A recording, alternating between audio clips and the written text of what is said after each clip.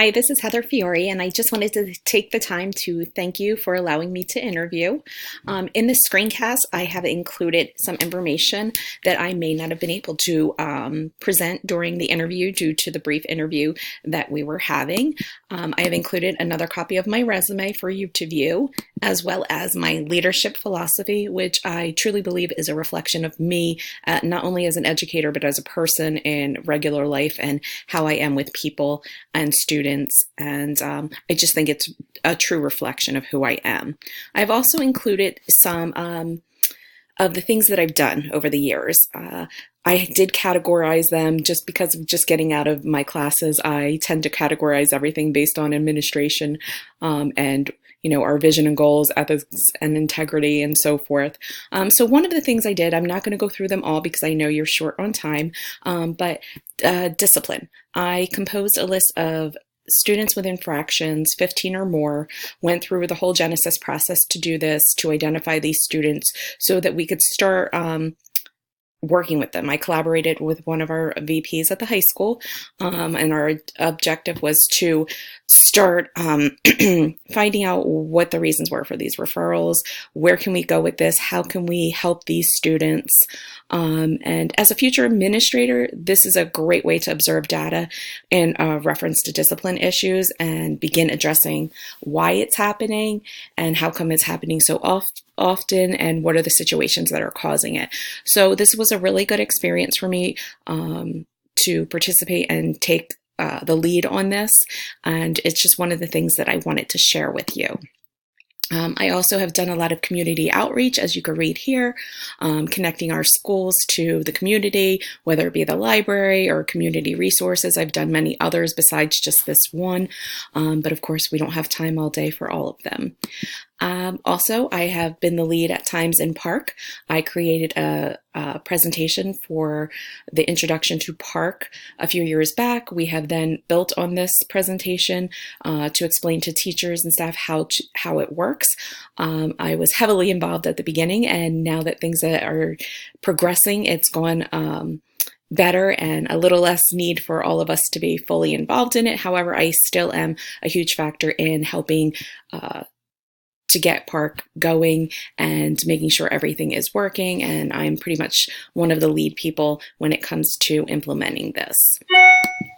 Along with PARCC, some of the other things that I help for the community and the district was the parent portal. I have volunteered my time every year since I've pretty much been there at the high school level to helping with the parent portal, teaching the parents how to use the parent portal, getting them set up, making sure they have emails, passwords, and so forth.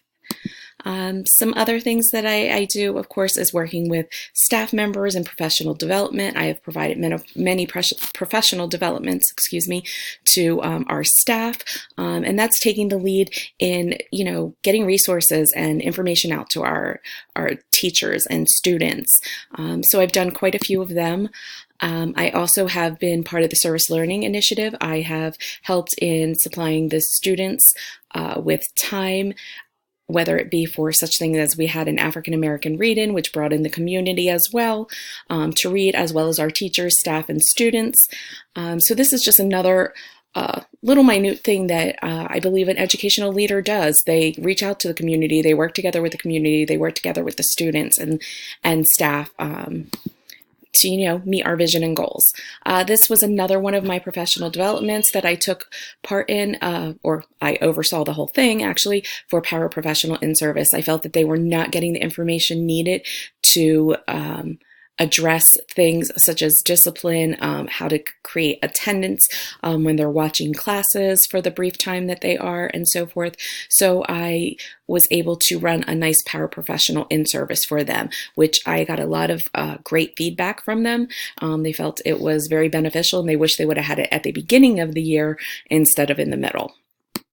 Another thing that I feel an educational leader needs to know and do is know the function and the space utilization of the school. Knowing these things is going to help you help your teachers as well as your students. This particular one, I just did a little space utilization of the library, which I did particularly use with some staff members. I gave it to them so that they would know what was available, where it's at, and so forth. But this is definitely another attribute of educational leaders. They need to know all of this information.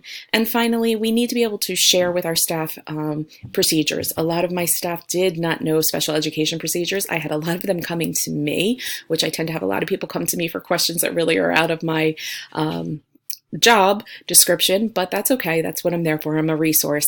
So I created a special education graph or chart, sorry, for them to follow to understand how it worked and why things were done the way they were done, to give them some guidance and reassurance that, you know, administration and so forth is following the protocol, and here it is so you know what it's about. So that's just a little bit of information, a little quick, I know, but I just wanted to share some of the things I've done that I feel that are definitely educational, but also in the leadership capacity. I hope you see this and you see me as the leader you would like for our school, and I look forward to hearing from you. Thank you for your time.